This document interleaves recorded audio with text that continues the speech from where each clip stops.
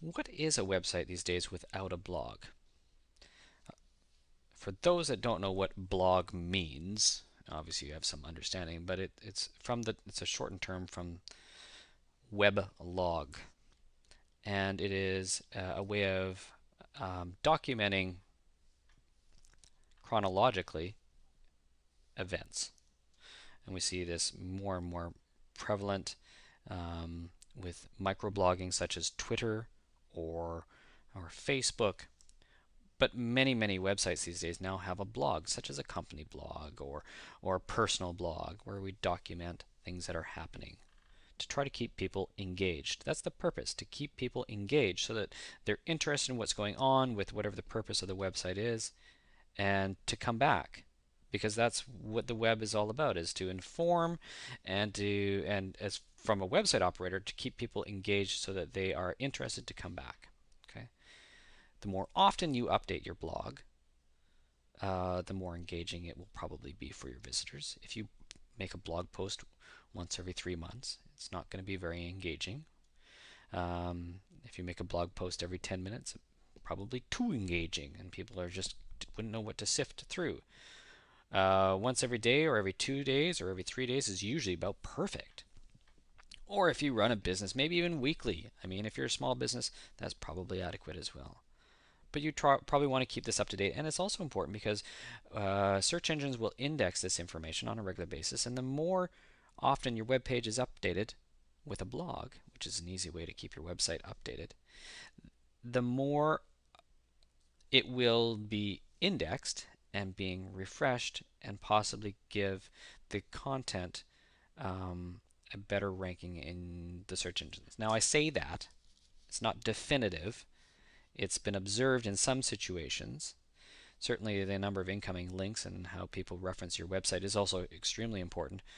We don't profess to understand how search engines index and keep your rankings in their system. However, it's a really good idea to be looking at keeping people engaged. And a great way to do that is to keep current content posted on your site. Now, what the blog page does is it actually isn't necessarily the blog core, but it's a way of outputting the blog posts. Now, your posts are defined up over here in this menu. And every time you make a new post, you can go add new, it will be outputted on this page. This is just a way of configuring the layout of the blog page. So this is the blog page, the layout. And by default, we have gone and configured it for you. We've already set up, we're going to be using the defaults for the menus and the contact form and the social media icons. And the branding is going to be also default. Search engine optimization, it may be a good idea to, talk a bit about your blog, a blog about everything in the universe. Or, we talk about dogs here in our blog, the dog blog, or whatever the purpose. Make sure you put some keywords on there and some your description for your website as well. It's really important to make sure those things are defined.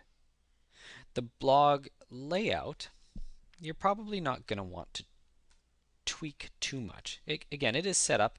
This option is here for those that really want to get down and dirty and reorganize things.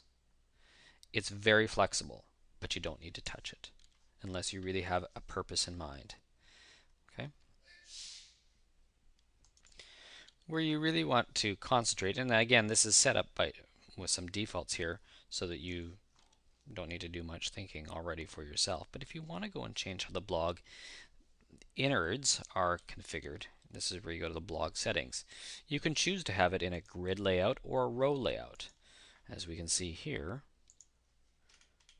we have a photo, and then we have a grid layout where items are side by side. It's actually technically called a masonry layout. If it were strictly grids, there may be some spaces that wouldn't look very good. So we've designed it so that everything shuffles into place. So if you have a post that has more text, it will go down here, and the next one will flow below it, and the one over here will just shift appropriately. Or if your images are of different sizes or dimensions. So if you have a really large image, it's going to show up here as a really large image. But if you have a different aspect ratio, say maybe something that is, say like a 3 by 10, it'll be chopped off here.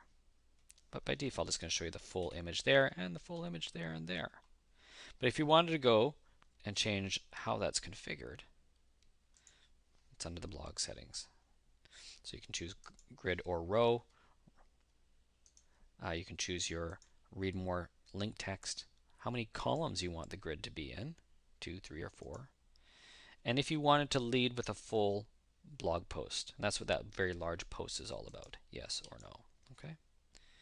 And then we have an area where you can specify your blog post metadata. Now, what metadata is? It's the information that is not really the content, but what also defines the post, such as the categories, the tags, how many comments, if there are comments, the date and the author, and obviously where it's located, above the content or below the content. In this example, it's above the content. You may want it to be below the content. We give you that option. By default, we've set some things up here for you so it looks great. However, you can change. You can choose to have comments, this little region, not displayed. Whether or not you want to have the categories that it's displayed in displayed or not. The date or the author. I mean, you can choose to hide all this stuff or show all this stuff. And by default, we've set it up for you. But this is where you go to make those changes. And then once you've made those changes, make sure that you've hit the update button and the blog will change how it's rendered.